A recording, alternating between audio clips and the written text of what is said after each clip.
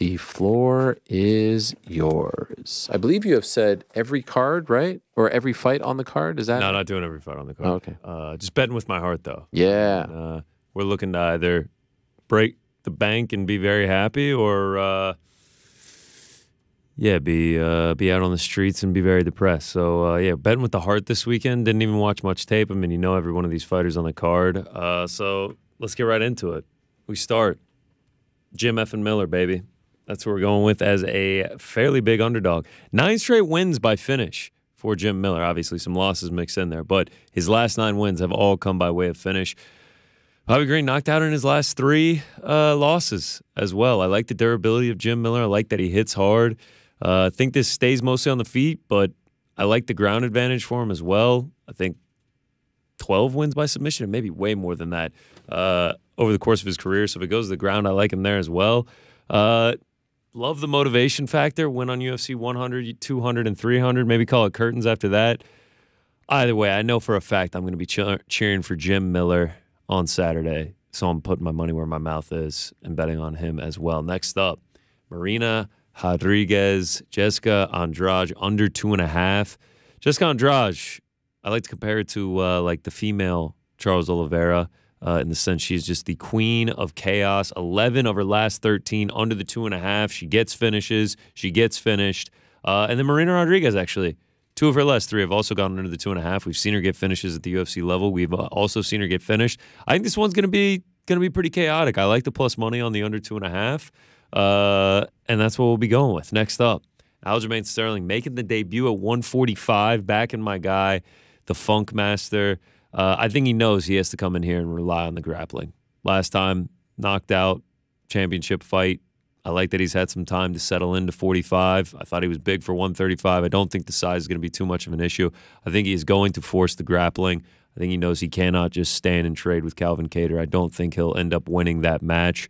Calvin Kattar, yes, 91% takedown defense. Petr Yan also had an insane over 90% takedown defense when he took on Aljamain Sterling. 2 of 22, Aljamain Sterling. Those 2 were all that he needed to retain his title. I think he can get a couple takedowns here. And I think he's live for a submission as well if it does get to the ground. Next up, Jiří Procházka. I think he gets back in the win column come Saturday evening. Haven't seen Rakic in 2 years come May. Obviously coming off an injury. I know he's had ample time to heal from that, but I think Jiří's going to push the pace, keep him on his back foot. Live for a finish. I mean, Rakic is not some super power puncher. He's got 2 knockouts in the UFC. I know Jiří gets hit a lot, but I do still trust his durability in this one. I think he just puts it on Rakic. I think he's very live for a finish. I think he's a very live underdog in this matchup. Speaking of live dogs, is there a man that's a more live dog in any matchup that he gets in than Charles do Bronx Oliveira? I mean, you're talking about maybe the most dangerous dude in the history of the division, and you're giving me 2-1 on him? Yeah. I mean, both of these guys are coming off a first-round knockout of Beneil Dariush. Just at this price, I got to play Charles Oliveira. I mean, he's won as a dog time and time again. Justin Gaethje, even with all the crazy weight misses and everything, won as a dog there. Dustin Poirier won as a dog there. I mean, he is no stranger to being an underdog, and he is, once again, at UFC 300. I love the finishing upside of him. I love that he can work it on the ground. He can work it on the striking. Well-rounded. Dangerous wherever the fight goes. Charles do Bronx Oliveira, I like the price on him. Another dog. A lot of plus money plays for me at UFC 300.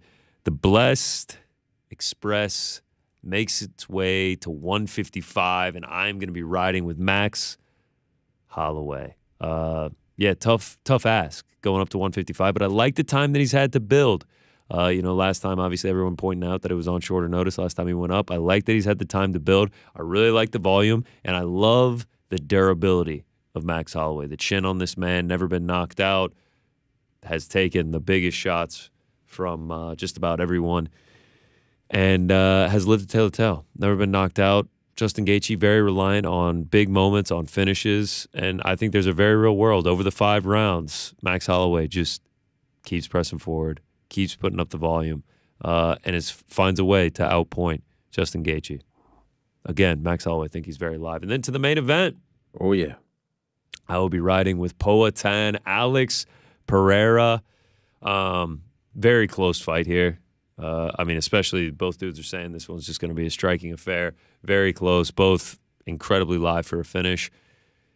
But come fight night, it will have only been 9 months since Jamal Hill took to his YouTube channel and made the announcement that he had ruptured his Achilles and was going to have to vacate the title. I just don't know. I don't know about the timeline on returning that quickly to take on a guy that's going to go after the legs. And, I mean, we're obviously going to find out. But Alex Pereira, as live as they come when it comes to knocking people out, especially with that left hook, and in a striking match with the questions around Jamal Hill's injury, I will be siding with Poatan in the main event. Then a couple parlays. I got a prop parlay. Bronx Armin does not go to a decision. Bo Nickel Brundage under 2.5. Max Justin starts round 2. And then Davison Figueiredo parlayed up with Y. Li Zhang. And then I just added one today. Bo Nickel, Cody Brundage, ends via submission, -105. I think that's very live to happen. Bo Nickel, we know he wants to get it to the mat. And those are the plays. 8 singles, 2 parlays, 10 bets, UFC 300. Yeah. Let's go. Let's go. Next nice and stop, exposed. Las Vegas. What do you mean by nice and exposed? Las Vegas. Is that like going heavy? That means like a lot of bets. Yeah. Okay. Yeah. And to be clear, the Parlay Boys pick is coming from Las Vegas. Okay, later on. Is it Thursday, Friday? What are people? Yeah, maybe we'll feel it out. Maybe we'll do Parlay Pals on Thursday. Maybe we'll make a same game parlay on Friday. Love it. I think we got to get on the boots on the ground, feel the energy, feel the vibes, and kind of. Got to ground myself. Got to touch grass when we get there. A lot of tape to watch. Yep. Yeah, Frankie's been labbing the whole time. Yeah, so. Frank's been borrowing my fight pass because he just sits there and just pores over tape. Thanks for watching. We appreciate it very much. Hey, if you like this video, give us the old thumbs up. Subscribe as well. You could get many more of these videos on the channel, so please do that. We would love you forever if you did so.